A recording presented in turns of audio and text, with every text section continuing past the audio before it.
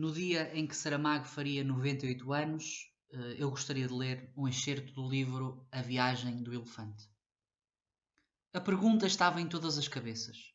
Como poderá ele acudir-nos se está lá tão alto? As duas filas oscilaram uma e outra vez. Parecia que haviam sido sacudidas por um vento fortíssimo, mas os carregadores não se dispersaram. Aliás, seria inútil porque o elefante já se aproximava. Subaru fê-lo deter-se diante do homem que se encontrava no extremo direito da primeira fila e disse em voz clara, a mão estendida, a palma para cima. O homem fez o que lhe ordenavam, a mão ali estava, firme na aparência.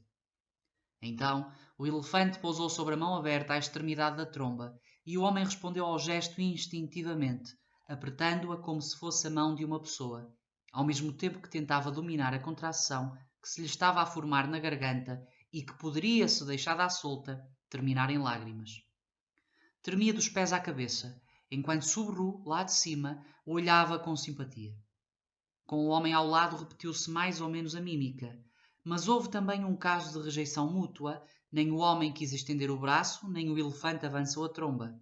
Uma espécie de antipatia fulminante, instintiva, que ninguém saberia explicar, uma vez que durante a viagem nada se passara entre os dois que pudesse anunciar semelhante hostilidade.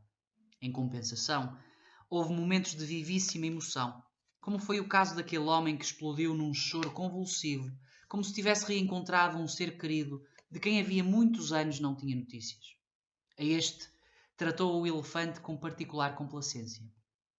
Passou-lhe a tromba pelos ombros e pela cabeça, em carícias que quase pareciam humanas.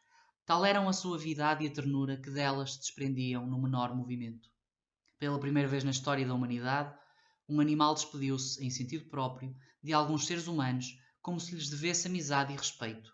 O que os preceitos morais dos nossos códigos de comportamento estão longe de confirmar, mas que talvez se encontrem inscritos em letras de ouro nas leis fundamentais da espécie elefantina.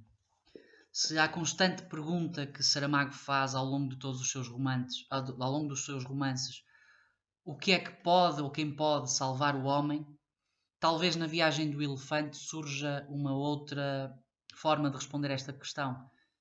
O elefante, e através do elefante todos os animais, também são capazes de nos ensinar a ser humanos.